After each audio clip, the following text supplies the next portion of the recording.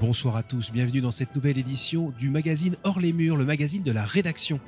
Alors cette fois, à l'instar des missionnaires qui sont partis en Nouvelle-France, nous avons traversé l'océan Atlantique et nous sommes à peu près à 5000 km de Paris, dans la ville de Québec, la plus vieille ville d'Amérique du Nord. C'est aussi l'endroit où a été fondé le premier diocèse nord-américain, c'est-à-dire au nord du Mexique, qui est celui de Québec, avec Monseigneur de Laval.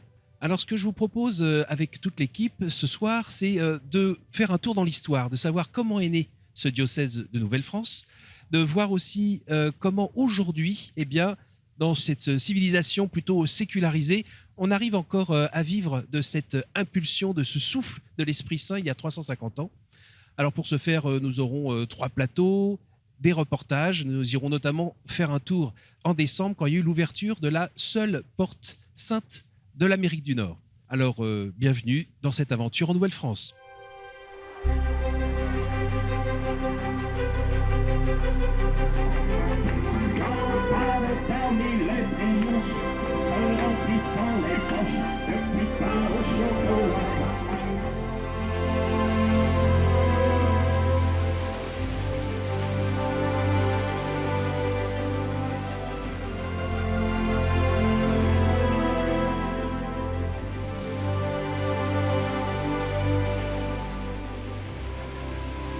En décembre dernier, le diocèse de Québec a ouvert les festivités de ce 350e anniversaire et de l'inauguration de la Porte Sainte. Je vous invite tout de suite à regarder le reportage de Francis Denis, tourné en décembre dernier, à l'époque où il y avait de la neige. Le diocèse de Québec amorçait récemment son année jubilaire pour célébrer son 350e anniversaire d'existence par une célébration eucharistique en la basilique cathédrale Notre-Dame de Québec. Berceau de la foi en Amérique du Nord, le diocèse de Québec a donc reçu à cette occasion l'autorisation d'ouvrir sa porte sainte. La porte sainte de la basilique cathédrale Notre-Dame de Québec est l'unique en Amérique. Elle avait été inaugurée en 2014 pour le jubilé du 350e anniversaire de la paroisse, ainsi qu'en 2016 pour le jubilé de la miséricorde. Ouvrez-moi les portes de la justice. Monseigneur Marc Pelchat, évêque auxiliaire de Québec et coordonnateur des fêtes du 350e, a présidé à son ouverture. Rome, le Vatican, a accordé l'autorisation au diocèse de Québec d'ouvrir une porte.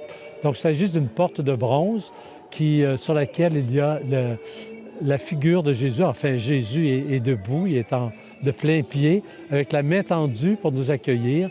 À l'intérieur, il y a la Vierge Marie avec différentes personnes. Et le sens spirituel, c'est le sens de l'accueil par le Christ, en tout cas, celle-ci, en tout cas.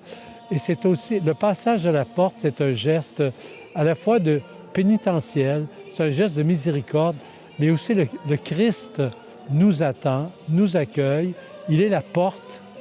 Et dans l'Évangile, on retrouve ces mots, il dit lui-même « Je suis la porte des brebis, et qui passe par moi arrive au Père ». Et donc, dans ce geste que l'on pose en faisant le passage de la porte, on effectue en quelque sorte un pèlerinage, à la fois pénitentiel, à la fois où on accueille la miséricorde de Dieu. Aussi, c'est un passage d'espérance qui manifeste notre espérance que nous pouvons être transformés. Nous passons de l'ombre à la lumière. Ce soir, ça va être évident, puisqu'on part de l'extérieur pour aller à l'intérieur. On passe d'une vie ancienne à une vie nouvelle, d'un vieux vêtement à un nouveau vêtement.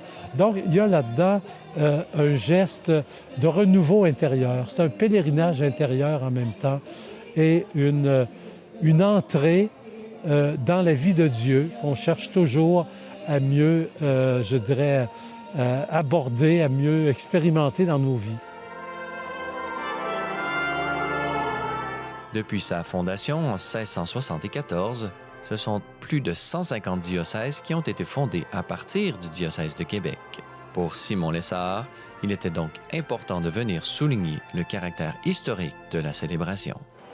C'était très important pour moi d'être ici ce soir parce qu'on célèbre 350 ans d'histoire de l'Église catholique à Québec, mais aussi dans l'ensemble de l'Amérique du Nord. Presque tous les diocèses d'Amérique du Nord viennent du diocèse de Québec. Le diocèse de Québec a laissé sa marque dans l'ensemble des Amériques et même du monde par de nombreux missionnaires. Et c'est important de rendre grâce pour toutes ces milliers de personnes qui ont donné leur vie pour faire connaître et aimer Jésus-Christ. Je suis le frère Lanfone Fonnevillé. Je suis un frère dominicain du couvent dominicain de Québec. Et je tenais absolument à venir à cette célébration aujourd'hui parce que c'est quand même une occasion unique. C'est sûr qu'officiellement, le passage de la Porte Sainte, elle nous obtient ce qu'on appelle une indulgence plénière. Alors, bon, ça, c'est quand même quelque chose d'appréciable. Bon, la question des indulgences, des fois, elle est un petit peu mal comprise, mais comme le disait Sainte Thérèse d'Avila sur ces questions-là, ce que ça démontre, c'est tout simplement toutes les grâces que le bon Dieu a accordées à l'Église. Et l'Église, donc, elle est un moyen de salut pour nous, les croyants. Alors, pour moi, le passage de la Porte Sainte, c'est une expérience spirituelle qui est non négligeable. Ça fait partie de notre parcours de foi. Et ce que ça nous dit aussi, c'est que le bon Dieu est tellement miséricordieux, il est prêt à nous accueillir, peu importe notre passé, peu importe nos péchés. Sa miséricorde est plus grande que tout. Moi, je m'appelle Mboula Khanzatou. Je suis originaire de Madagascar, mais je travaille au Québec. Dans l'invitation, il y avait même la dame qui disait « Allez-y, c'est le Christ qui vous attend là-bas, c'est pour un bon début pour 2024 ». Et pour moi, personnellement, j'en avais besoin. 2023 n'était pas trop gentil avec moi, je dirais. Donc oui, c'est pour repartir sur de nouvelles bases en 2024. Sous la bénédiction du Seigneur, donc je prends ça. C'est comme si j'avais une sensation de nettoyage à l'intérieur de moi. J'ai comme senti ça. Gloire à Dieu. Les fruits qu'on espère, c'est de développer la fierté d'être catholique, de se rappeler que nous avons une belle histoire. Nous avons des pages d'ombre, bien sûr, mais au total, nous avons une belle histoire. Nous avons des témoins qui nous ont précédés, des témoins vivants encore aujourd'hui, que notre Église veut accompagner la société québécoise dans tous ses espoirs, ses difficultés et ses joies aussi. Les célébrations du 350e anniversaire du diocèse de Québec se poursuivront jusqu'en décembre 2024. En 2014, plus de 300 000 personnes provenant du monde entier avaient franchi la Porte Sainte.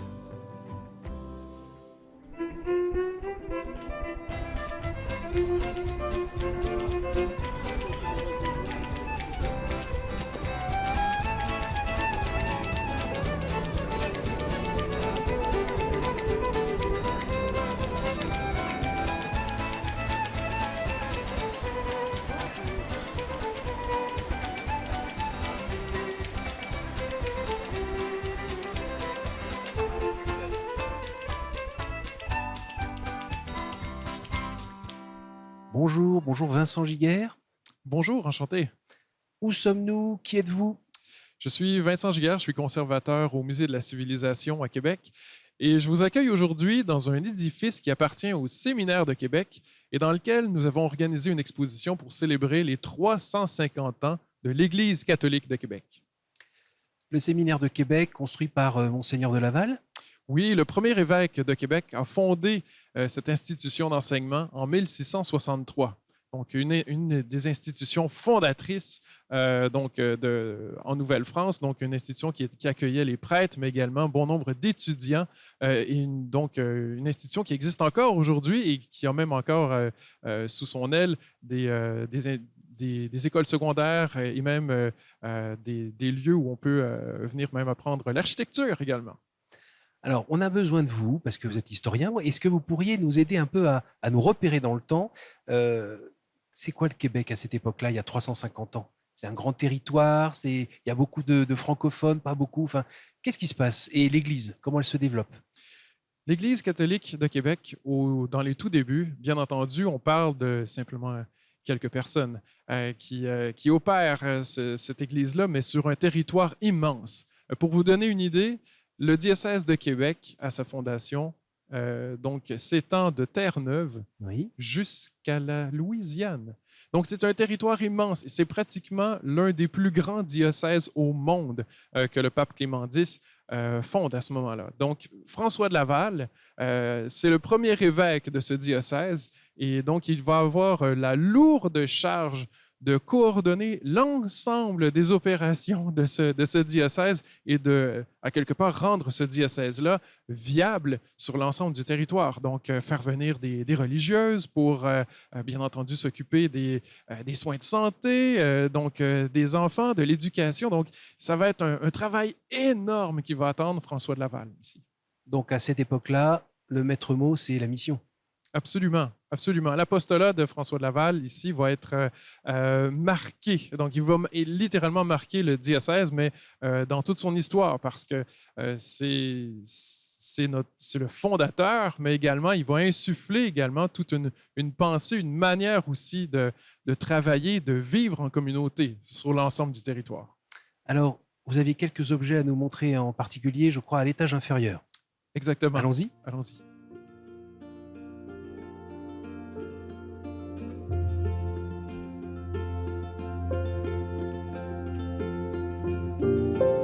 Dans cette vitrine, on a choisi 3 trésors, dont 2, somme toute, relativement importants dans le patrimoine québécois. Le lutrin que vous voyez ici appartenait à Monseigneur de Saint-Vallier, le second évêque de Québec. Donc, on est toujours sous le régime français au 17e siècle. Et Monseigneur de Saint-Vallier, c'est le fondateur de l'Hôpital général de Québec. Donc, il a poursuivi, après François de Laval, cette idée de mettre en place des organismes de soutien au niveau de la santé des citoyens du territoire. Mais on a également l'encensoir de Monseigneur Briand. Alors, qui est Monseigneur Briand? Monseigneur Briand, c'est un personnage historique excessivement important dans l'histoire canadienne, puisque c'est sous cet évêque que le Canada est passé donc du régime français au régime britannique. Avec la guerre de conquête en 1759, Monseigneur Briand était l'évêque de Québec et c'est en grande partie grâce à lui et à toutes les négociations qu'il a fait auprès de la couronne britannique que le peuple ici a pu conserver sa religion catholique et sa langue française. Donc, le Québec aujourd'hui, ainsi que tous les catholiques sur le territoire, doivent énormément à Monseigneur Briand, qui était le grand artisan donc, de cette protection de la culture et de la langue au moment du passage sous le régime britannique. Vous avez aussi un autre objet pour nous montrer la présence justement de l'Église durant les siècles auprès de la population, Oui. qui insufflait dans la société. Exactement. Donc, on a également d'autres objets dans cette exposition dont l'objectif est principalement de raconter l'apostolat de l'Église auprès de la société québécoise. Quelles sont les organisations, les fondations que le diocèse a accompagnées pour mettre en place ces belles structures qui ont pu venir en aide aux citoyens? Par exemple, les Sœurs du Bon Pasteur à Québec ont un apostolat qui est fondamental. Ce sont elles qui s'occupaient en grande partie des orphelinats, des femmes marginalisées, des filles mères également qu'elles accueillaient.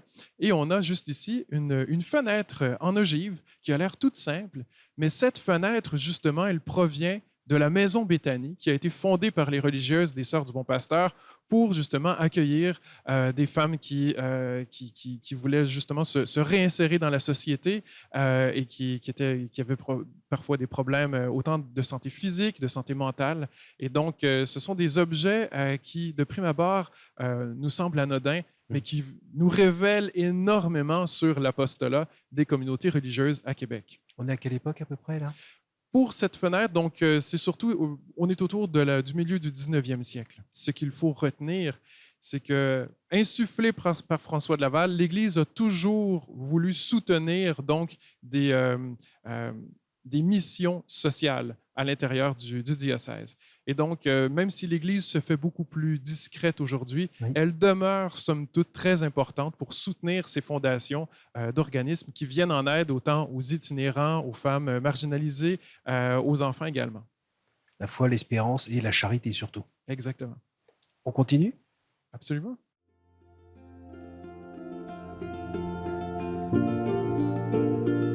Ici, un autre objet, un tablier. Et ce tablier, il appartenait à une religieuse, une sœur de la Charité, vers la fin du 19e siècle. On est autour de 1880.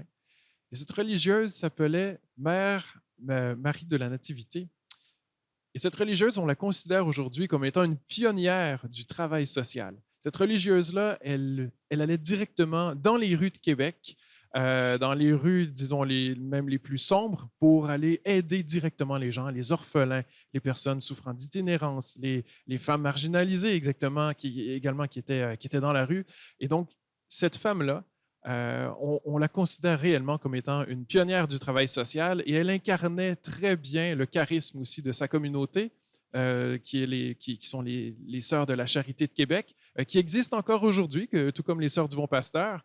Et donc, c'est un objet donc, qui nous paraît anodin, mais qui permet de révéler également donc le charisme des religieuses, parce que il faut savoir qu'au Québec, ces communautés religieuses-là, elles ont fondé donc des hôpitaux, Oui. donc des institutions de santé, des institutions, des organismes sociaux qui sont encore aujourd'hui bien vivants.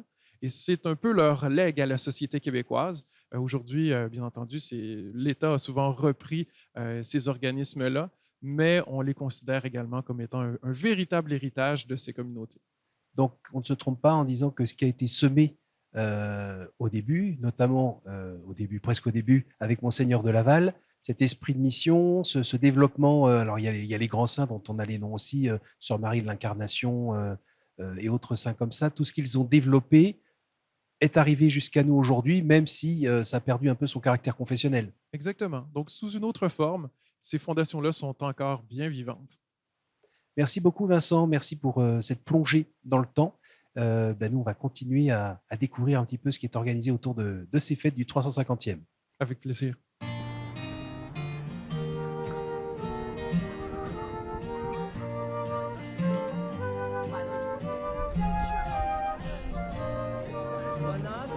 Alors après avoir reçu ces éléments historiques de la bouche de Vincent Giguère, je vous propose de regarder un reportage qui a été tourné depuis la ville de Chicoutimi jusqu'à Québec avec des pèlerins. Ça s'est passé l'été dernier. Et moi, pendant ce temps-là, je vais passer par la seule porte sainte d'Amérique du Nord.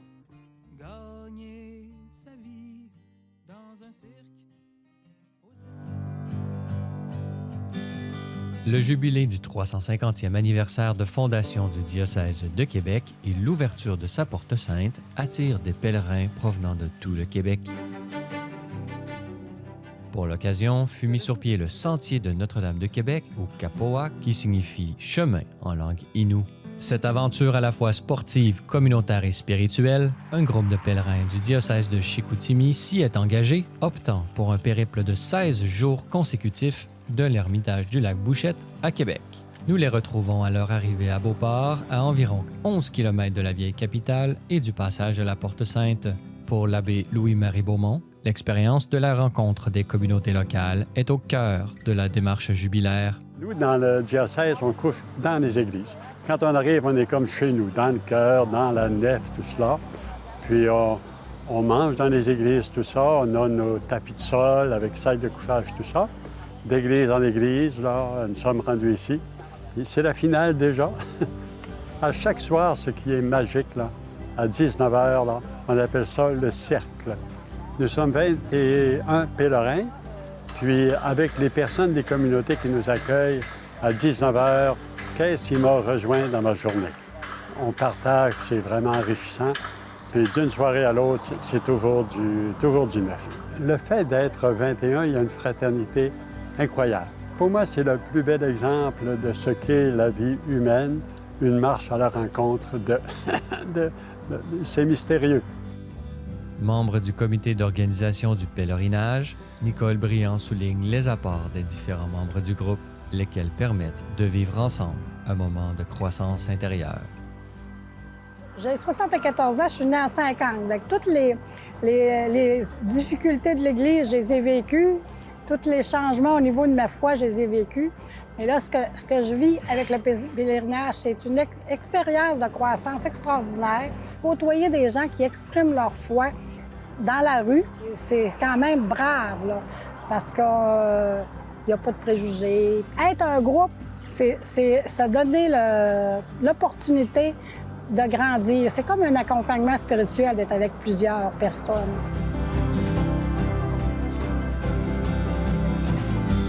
Après quelques 326 km de marche, Le groupe de pèlerins est finalement arrivé à destination où les attendait un comité d'accueil ayant quant à eux fait la route en autobus depuis Chicoutimi.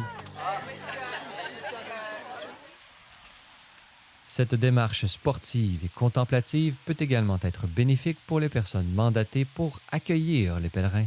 Pour François Baribeau, jeune étudiant de Québec, accueillir est devenu démarche d'accompagnement puisqu'il a décidé de marcher l'ultime étape avec le groupe.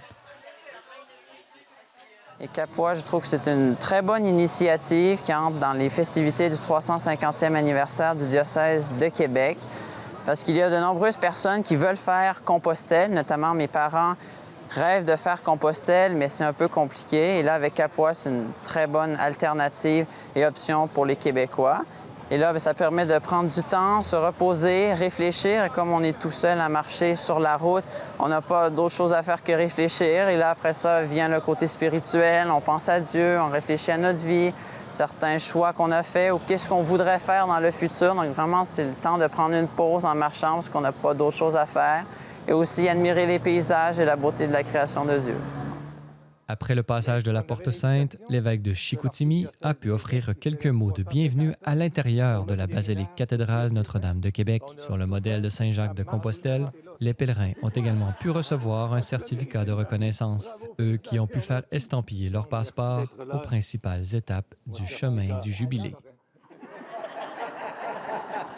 Dans ce pèlerinage, c'est comme revenir aux sources de notre Église en Nouvelle-France. Et le diocèse de Chicoutimi est un détachement d'une partie du diocèse de Québec. C'est un temps de ressourcement, un temps de relance, un passage. Franchir une porte, c'est un passage. Et ne jamais oublier que la véritable porte, c'est Jésus. C'est Jésus, mais en franchissant cette porte sainte, puis à l'occasion du 350e, c'est comme redire au Seigneur notre oui pour continuer la route, le chemin ensemble. Ils étaient très contents de me voir, puis ils étaient un petit peu surpris. « Hein, mais vous êtes venu nous voir à Chicoutimi, vous venez à Québec? » Ben oui, j'ai dit « oui, c'est important. » Puis j'ai reçu de belles confidences aussi, parce que à l'occasion d'un pèlerinage, à l'occasion d'une marche semblable, il se passe quelque chose à l'intérieur. Je leur ai parlé de la traduction de Chouraki, des béatitudes en marche. Donc, que nous poursuivions la marche, que nous soyons toujours en marche. Et c'est de même qu'on devient heureux et heureuse. Heureux les doux, heureux les... Bon, heureux et heureux, c'est en marchant. Donc, vraiment poursuivre cette marche. Et ça devient un témoignage dans notre monde aujourd'hui. Ouvert aux pèlerins du monde entier, les itinéraires du sentier Capoa ou chemin du Jubilé offrent des niveaux de difficulté variables. Ils seront ouverts cette année jusqu'au 31 octobre.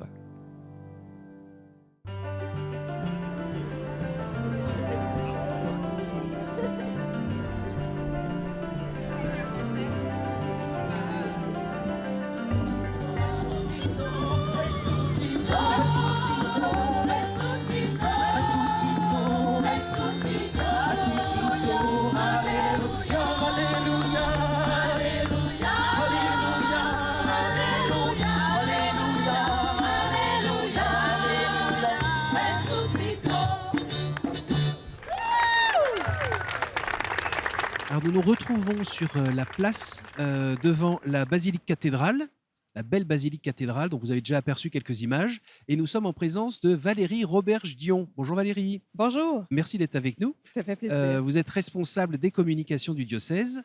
Alors donc vous êtes vraiment à la meilleure place pour nous dire évidemment un petit mot sur ce qui s'organise ici pour cette fête des familles, ce week-end des familles, mais aussi pour nous dire un petit peu comment ça s'est passé depuis justement évidemment Monseigneur de Laval, mais aussi tous les saints qui sont arrivés avant. Un pays un peu fondé par des saints, c'est bien ça?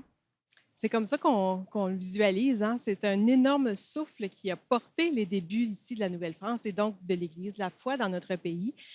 Et au fil du temps, ça s'est déployé et l'Église, la société catholique, nos arrière-grands-parents, qu'est-ce qu'ils ont fait? C'est qu'ils se sont mis à répondre à l'ensemble des besoins qui surgissaient dans la colonie et puis dans le développement de cette culture, de cette société, en éducation, en santé et auprès des plus vulnérables. Donc, on a une implication à tous les niveaux pour prendre en charge cette infrastructure et elle s'est développée, l'Église, au rythme de la société pour en arriver, au fil des siècles, à être intrinsèquement liée à la vie de notre Québec jusqu'au tournant du 20e siècle.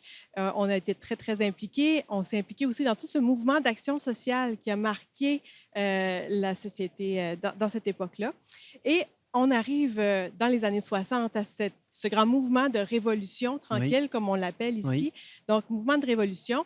Évidemment, ça se construit sur une conception qu'on se sort de quelque chose de très noir. La fameuse grande noirceur. Ici, on parle de cette grande noirceur. Et bien, alors, à notre époque, les regards sont beaucoup plus nuancés sur cette période de notre histoire. Moi, d'autres spécialistes pourraient vous en parler mieux que moi, mais on commence à être beaucoup plus nuancé puis à voir que tout n'était pas noir ou blanc et que, par exemple, il y a des grands catholiques qui ont participé à tout ce mouvement de renouveau, de laïcisation qui était, dans certains égards, souhaitable. Donc, à notre époque, on commence à relire cette période de notre histoire, mais quand même, le fait est qu'il y a eu une grande coupure entre les Québécois, les Québécoises et le religieux et la religion. Et dans le contexte d'aujourd'hui, bien, il y a beaucoup de gens qui ont complètement perdu contact avec la religion et qui en ont une opinion négative. On Oui. est dans cette société-là. On a l'impression en fait que la tranche d'âge, on va dire 20-35 ans, n'y connaît absolument rien. Elle a une soif spirituelle. Elle va d'ailleurs chercher parfois dans des mouvements un peu New Age encore. Et puis ce fameux bouddhisme qui est toujours attirant, l'Inde et ses mirages. Mais en même temps, la génération au-dessus, en revanche, elle a l'air d'avoir encore une dent un peu contre. Aujourd'hui, à notre époque, se dire catholique, se montrer, c'est encore quelque chose d'un peu délicat, difficile. C'est très, très délicat. Mais vous avez raison de dire que la jeune génération, elle a peu de contact avec cette partie de son histoire. J'ai un professeur, un ami à moi, qui dit que 100% de ses étudiants de littérature n'ont jamais été en contact avec les textes sacrés, des grands textes de l'humanité.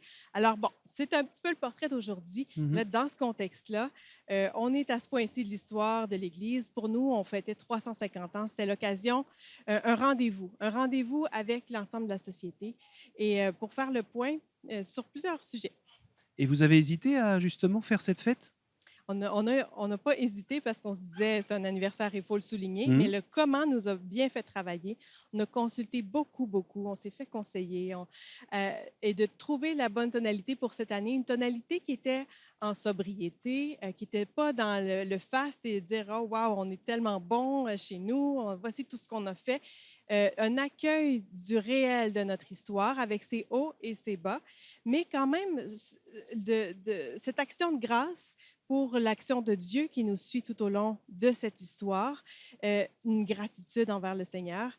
Ça, c'est à l'interne de l'Église, mais aussi dans l'ensemble de la société, peut-être de s'offrir l'occasion de créer des opportunités de rencontre.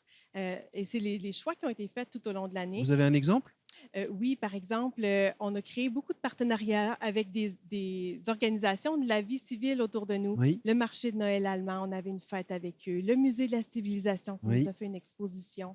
Les fêtes de la Nouvelle-France. Donc, ces festivals, le printemps de la musique qui existent, qui sont là, on est embarqués, on a participé, on a créé des ponts. Donc, vous ne faites pas la fête entre vous sur le côté, vous êtes dans le temps avec les gens. Et puis d'ailleurs, on voit bien, on est en train de parler en dehors de l'Église, on n'est pas dans l'Église parce qu'il faut aller là où les gens se trouvent. Exactement.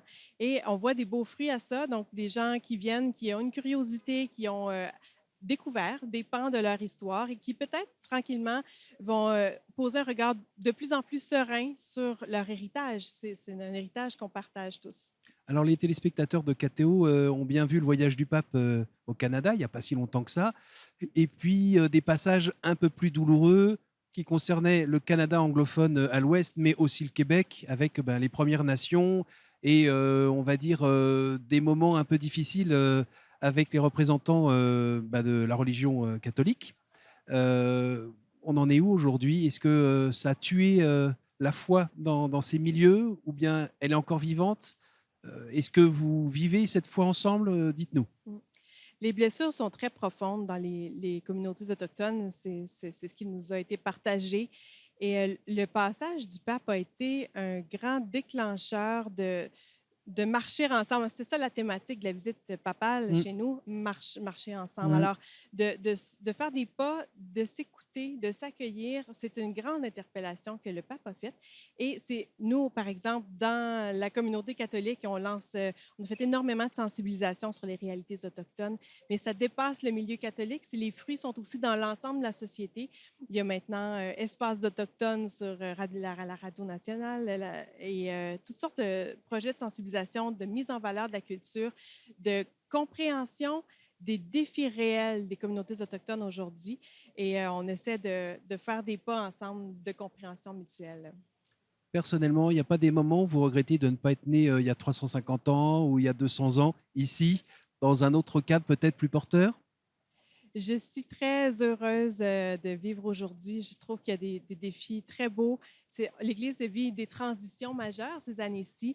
On est dans tout un redéveloppement de l'implication des laïcs, des baptisés comme vous et moi, dans cette Église, dans cette société. Donc, il y a beaucoup d'avantages à vivre à notre époque et à construire du neuf, à s'inspirer de ce qui se fait un peu partout dans le monde, de ce qui se fait à d'autres époques aussi, de puiser à ce souffle, de trouver avec créativité comment répondre à l'appel du Seigneur, d'être un levain dans cette pâte, dans cette société qu'on aime.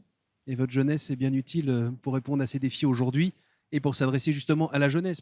Oui, bien sûr. On est dans une période de transition avec où là, tout ce qui est jeunesse, on n'a plus de catéchèse à l'école.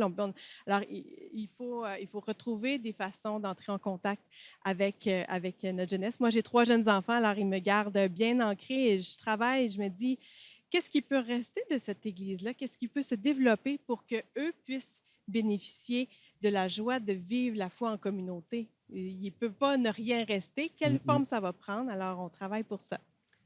Merci beaucoup Valérie, merci pour toutes ces informations puis votre témoignage. Maintenant, on va aller jeter un petit coup d'œil sur ce qui se vit dans cette fête des familles, sur ce week-end ou sur cette fin de semaine, comme on dit ici.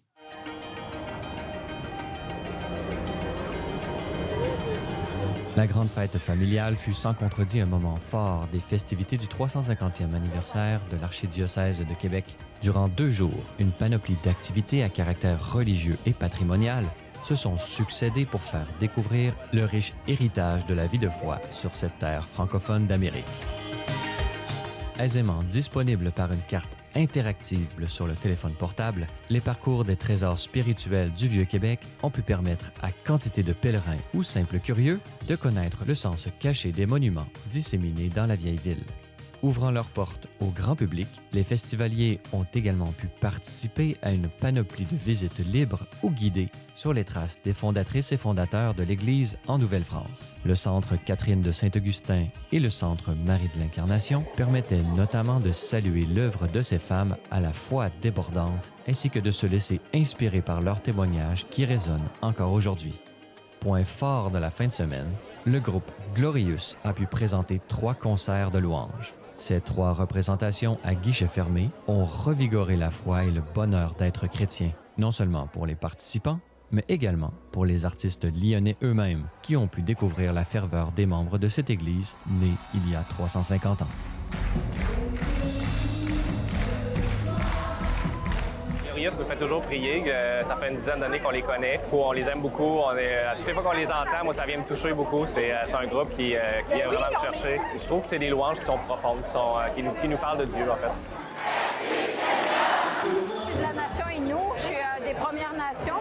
Je suis ici parce que Glorious, je pense que ça continue un petit peu notre guérison intérieure. Ça va être comme un petit peu de me refaire intérieurement, de me rebâtir intérieurement aussi. Bienvenue chez les chrétiens. On est super heureux d'être là.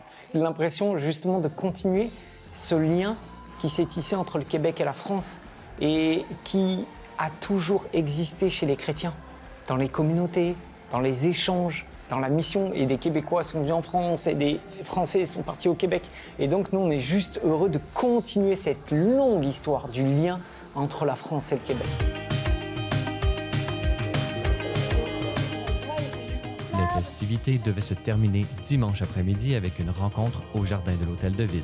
Plusieurs centaines de familles ont pu bénéficier de jeux gonflables, maquillage, bricolage, animation, ainsi que plusieurs chorales venues interpréter des répertoires traditionnels et contemporains.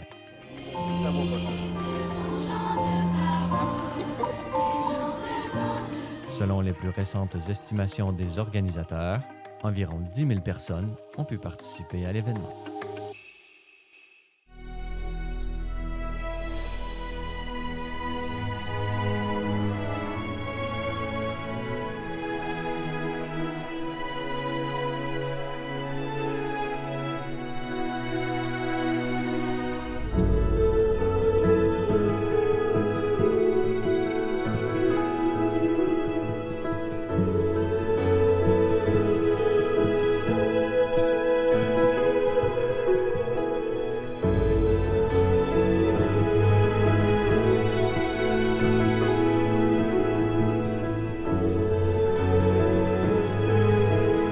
Nous nous retrouvons dans l'archevêché de Québec avec le cardinal Gérald Cyprien Lacroix. Bonjour Éminence. Bonjour Cyril, bienvenue à Québec.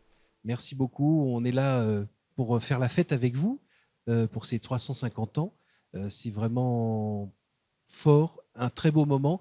Si vous le voulez bien, je vais vous proposer de regarder quelques extraits de la messe que nous avons vécue ce matin avec tous ces évêques venus de tout le pays. On va en parler dans une seconde.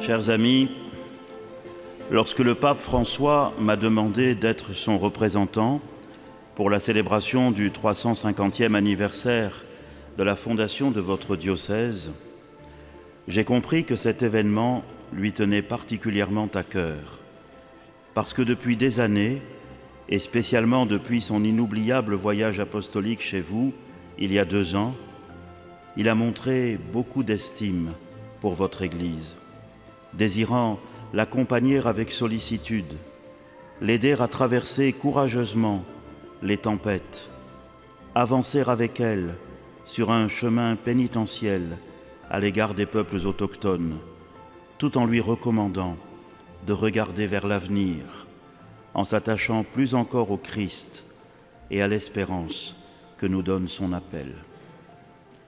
À vous, frères et sœurs, d'aimer en vérité et avec désintéressement les hommes et les femmes qui constituent le Québec d'aujourd'hui. Non pas un Québec rêvé, mais le Québec réel, tel qu'il est. Montre le Christ par ta vie avant d'essayer de l'annoncer par ta parole.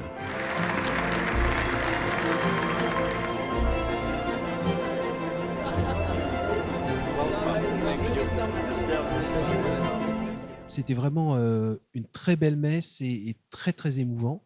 Et puis l'homélie du cardinal Aveline était assez étonnante. Il a dit qu'il allait peut-être vous donner quelques conseils, mais en fait c'était un peu comme un grand frère.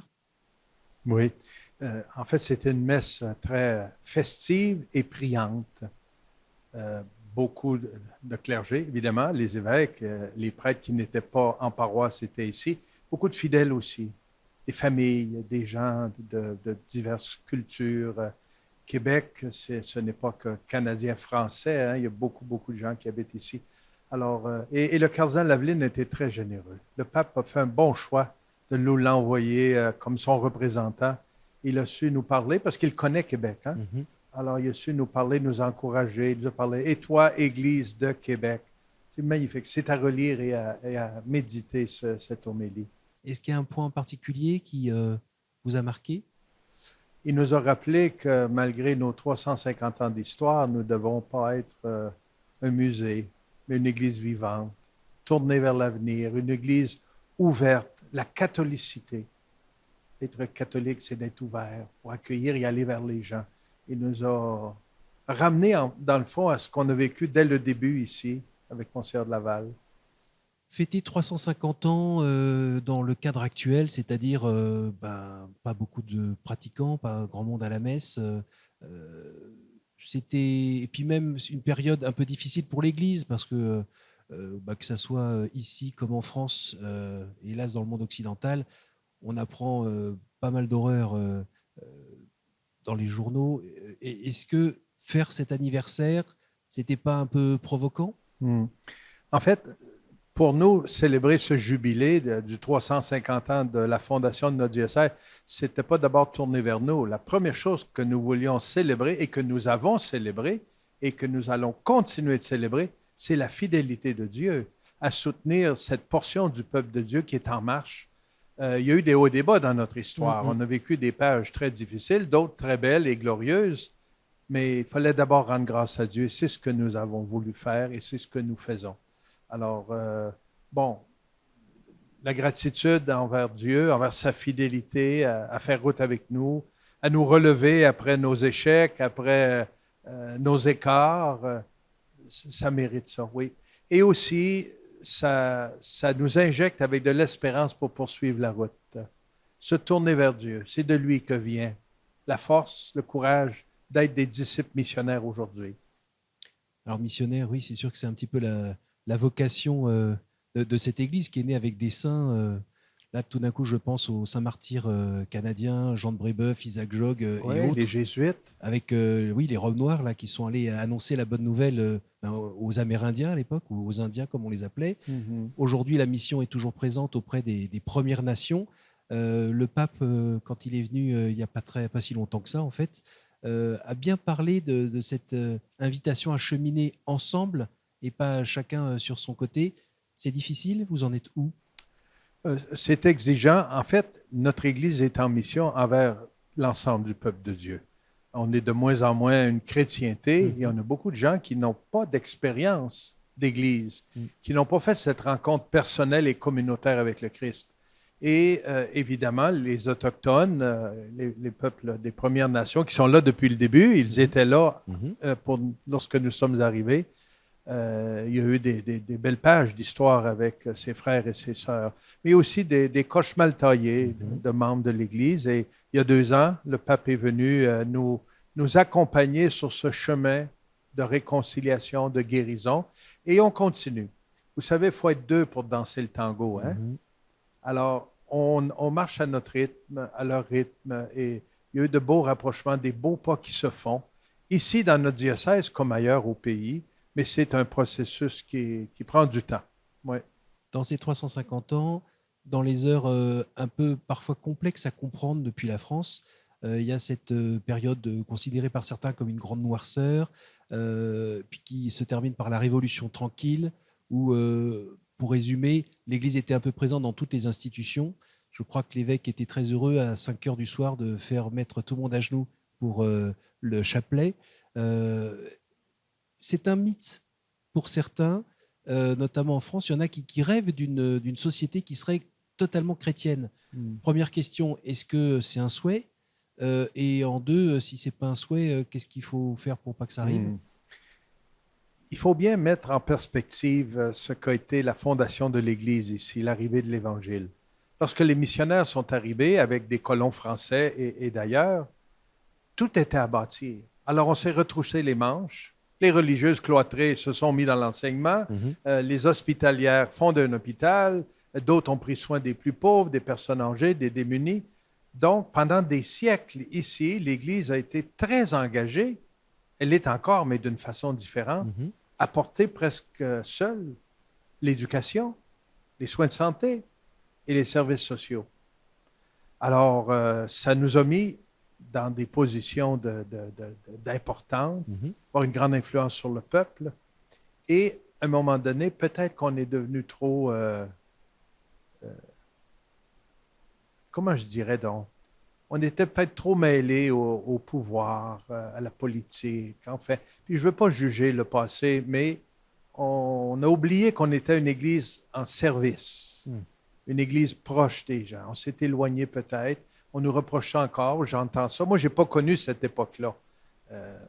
Mais on nous reproche d'avoir été trop trop proche du pouvoir, des gouvernements, et un peu hautain parfois, pas assez compatissant, compréhensif. Et cette étape où on est passé d'une chrétienté mur à mur, où c'était tout le monde allait à la messe pratiquement tous les dimanches. Avec le risque d'avoir des gens qui allaient juste pour être socialement Encore là, ce n'est pas à nous à juger, Oui. mais certainement que ce n'était pas garanti que toutes ces personnes étaient évangélisées. Catéchisées, oui, mais est-ce qu'ils avaient vraiment vécu la rencontre avec le Christ? Est-ce qu'ils avaient fait un choix personnel de vivre l'Évangile et de le suivre, ou si on était porté par la vie sociale de l'époque? Enfin, pas à nous à juger ça, mais on s'est rendu compte que lorsque les grands débats et les grandes questions se sont posées, où on avait moins d'influence, beaucoup de gens ont abandonné. Alors, on manquait peut-être de profondeur et d'enracinement dans notre foi. Encore là, ce n'est pas à moi à juger ça, mais avoir, en quelques décennies, vraiment, aujourd'hui, on a beaucoup moins de gens qui célèbrent et vivent leur foi avec la communauté chrétienne. Alors, il y a là un grand défi de retrouver les liens, de créer des liens, d'accueillir, de se faire proche. Et c'est ça les disciples missionnaires d'aujourd'hui.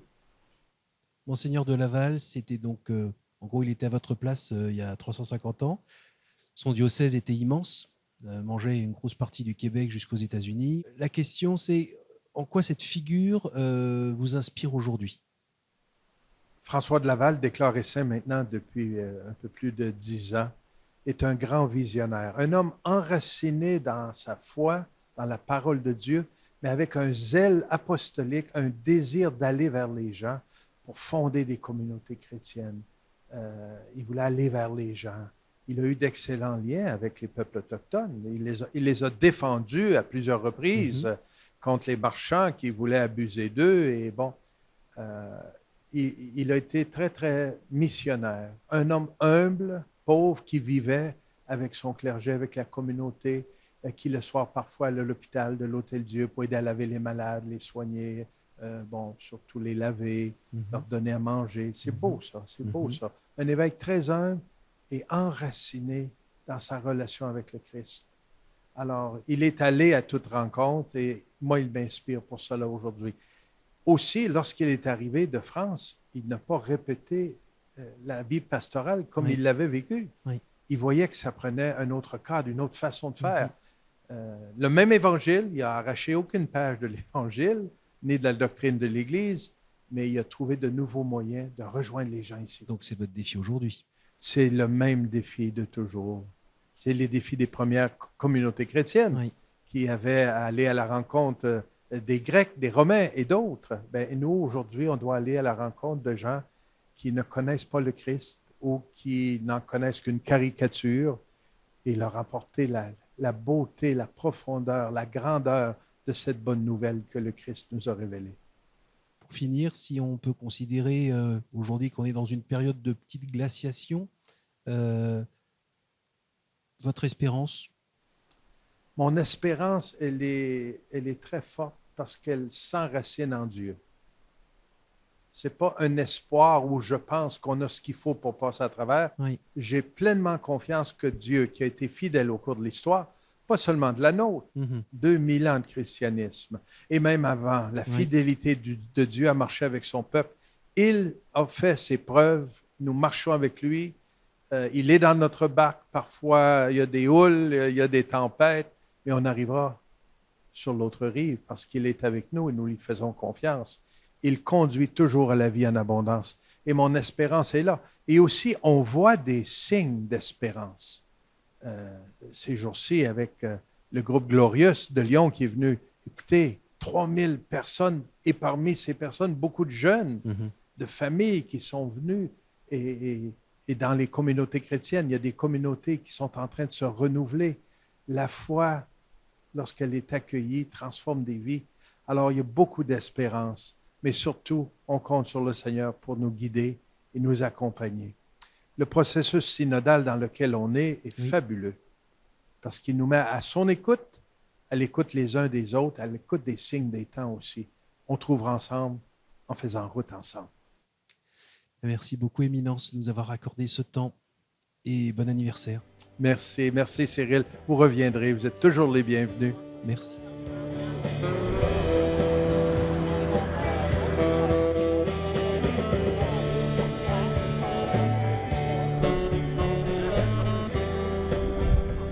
Nous voilà arrivés à la fin de ce Hors-les-Murs au Québec.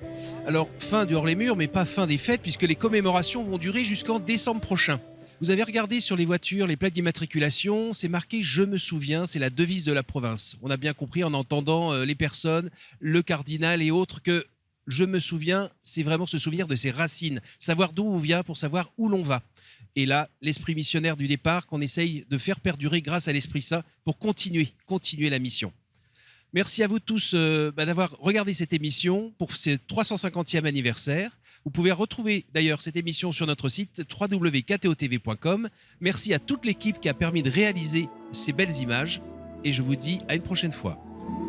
Une colombe est partie en voyage. Autour du monde, elle porte son message de paix, d'amour et d'amitié, de paix, d'amour à partager. Et c'est sa jeunesse qui l'a fait voler.